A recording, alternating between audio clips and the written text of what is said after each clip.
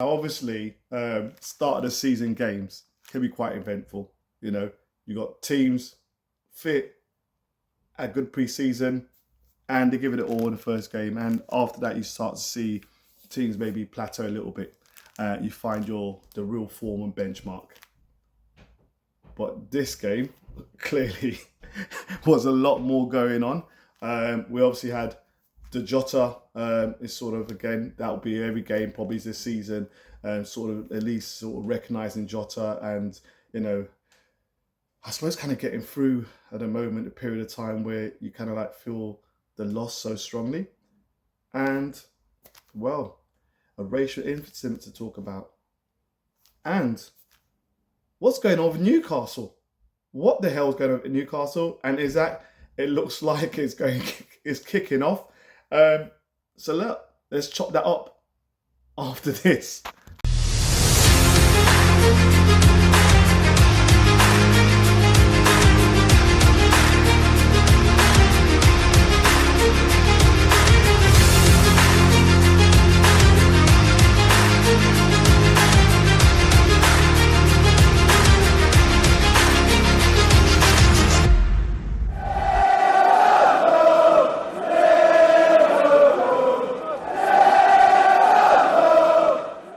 Morning, good afternoon, good evening, wherever you are around the world, LFC fans. So look, we've just played Bournemouth, 4-2 win, 3 points. However you get your 3 points at the first game of the season, bag it, tag it, put it away. However, what you hope is form will be consistent and the little kinks that you may see in rustiness will iron themselves out, and you come out of it without too much of a bloody nose. So look, game where I think we'd expect it to be Bournemouth. Bournemouth have lost a few players, and although we know under the coach, well coached, probably one of the best pressing teams I think, apart from Liverpool in the league, to be honest with you, is Bournemouth. So I kind of duly expected to be pressed. I duly expected them to really be on Liverpool's case as they were, but kind of felt that Liverpool not undercooked, but we've seen signs in pre-season that we're not quite ready yet, which we should be.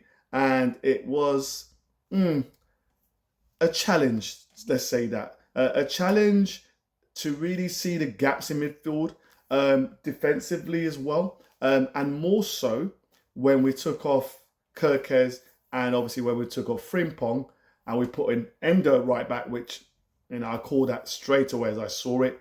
And also when we put in Robertson. Again, I've said, and I've been saying since last season, I think Robbo's legs are going. Great player to have in the team, great experience, but I kind of feel he's struggling and it's showing even more.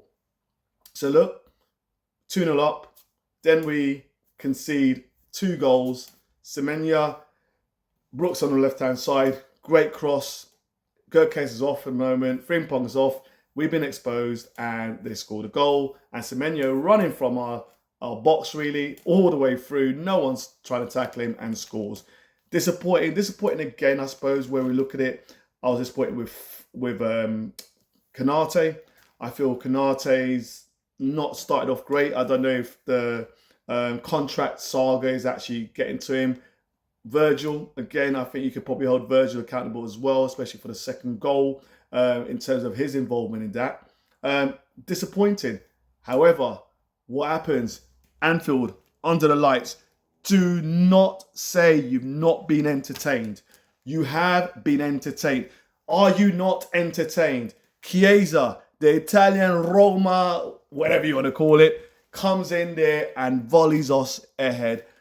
Crowd erupts. We erupt in all the living rooms with Liverpool fans in there. We are so bloody happy.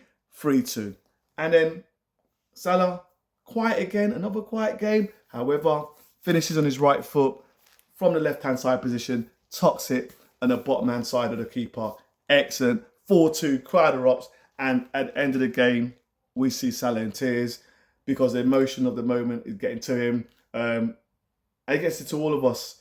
I know everyone's doing the 20 minutes clapping, but it seems so surreal, in fact, that we don't have Jota there. And Salah at the end crying, sort of, you just know how it hits hard. So look, 4-2, the manager's not happy. If I'm looking at it, positive performances, I think Kirkes was a positive performance. His back against Semenya, it was a battle, but I feel that he was in the game and he wasn't defensively slack. Although they did have a few chances in the first half to go 2-0 up, I must admit. Frimpong, I thought, had a decent game. Thought Maka was fine, but obviously, his fitness not quite right. Thought Gakpo was good. Etikite again scores a goal. Guy's on fire. Excellent. We can see that Firmino in him, that Thierry Henry in him. I really look forward to see what this player is going to do. It looks like he's going to really, really make us please, be a crowd pleaser out there. And I want to see him score some goals. I really do. And he knits the game really well. Really does. I thought Salah, again, had a quiet game, to be honest with you. Szoboszlai wasn't too bad. Szoboszlai does the yards. But overall, with words, it's in progress. Yeah? It's calm. Yeah? Players need an opportunity to get used to the Premiership. You can clearly see Etikite is not fully fit. Premiership fit. Yeah? Bundesliga fit, not Premiership fit. So he needs opportunity. Same with Wirtz. So we'll see that as we go through. Manager wasn't fully happy. Szoboszlai mistake with a flick, conceding a goal on a breakaway for the first goal. And obviously a Salah pass, which was behind the player, led to the second goal. I must admit, with Endo, I'm sorry. He needs to be a bench player. His pace isn't there. He's erratic on the ball now. His passing is erroneous at the best. However, we love the guy, but it's levels. Yeah, it's levels. I wish we had a Pathetic fit and playing at Liverpool. Obviously, Gravenberch should be back. And we've got a Newcastle game where we know they're roaring to go. That leads us to the next point. What the hell is going on? In fact, let's stop there. Let's deal with Semenyo. Listen, racism is not bloody acceptable. Do not accept it. I don't care. What has a player's skin colour got to do with him playing on the pitch? Yeah? If you want to criticise people, criticise them for their ability and performance. But however, I'm sorry, this gentleman in the wheelchair, banned, excellent, right. I don't know what the hell you're doing. Get in there, racially abusing a player. Not having it. Yeah? It's 2025. If you can't get to grips with it and control yourself, don't go to bloody Liverpool and football games. Across the board, do not go to games. If you can't hold yourself in check and you feel you have to racially abuse people because you can't control your mouth and just abuse people, anything else about the characteristics to the performance, playing, I criticise players because they don't play well. But I can't play in the Prem. They're playing there for a reason. So hold your critique because you can't play there, but criticise them, not a problem. But going to the racial element, what the hell are you doing? Don't go to the game. Stay at home. Talk to the TV. Talk to the bloody wall. And hopefully you'll be talking to a cell. Because hopefully the police write a book of this guy because he deserves it. I don't care. He was racial abusing. He chose to do so. He's a man. Take it. Be banned from the game. Also, I expect the police to ensure that the book's thrown at him and he gets a sentence of some sort. Not acceptable. Full stop. And great to see Liverpool players, Liverpool coach, Liverpool fans across the board saying kick it out, we don't accept it, and supporting the player. And it was nice to see a comment from him later on thanking Liverpool for that. Because that's what we're about. We're not about that nonsense that guy showed. Okay, that over. What the hell is going on in Newcastle? What the hell is going on in Newcastle? Seriously, it's kicking off over there. Is that who's kept quiet all this time about what's going on has finally said, listen guys, I'm sorry, promises were made and promises not being kept. Yeah? Honour. Yeah? Trust. And he's right.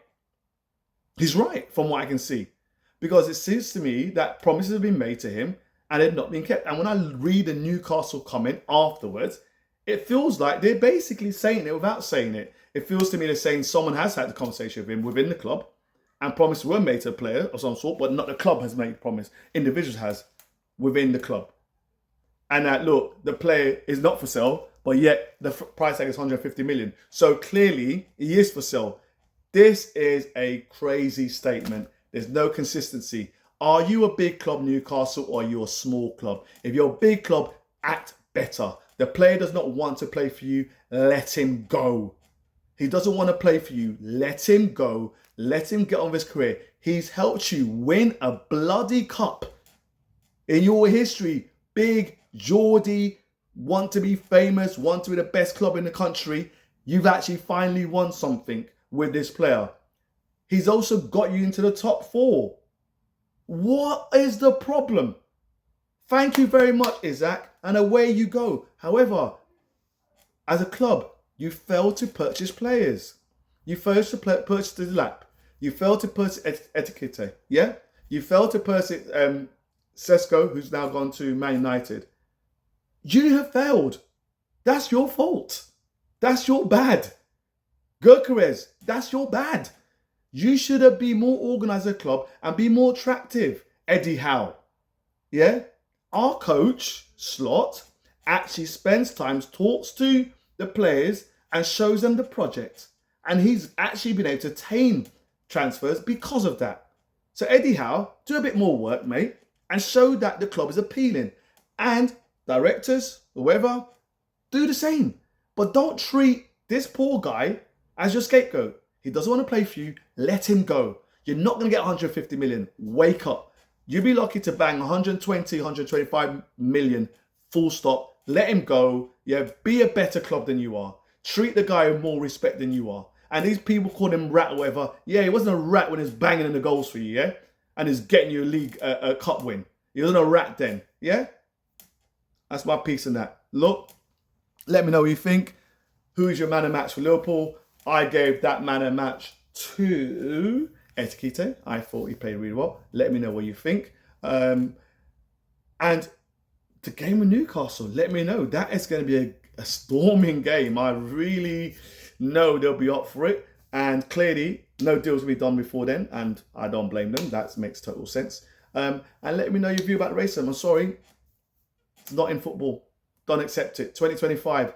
Get it out, yeah? Let's enjoy this beautiful game. Multicoloured, yeah? You look at teams around the country. You have black players, mixed race players, white players, whatever, yeah? This is regressive. Do not accept it. Do not condone it. And speak out. Please like and subscribe. Click on the notifications and let me know what you think. And talk to you later.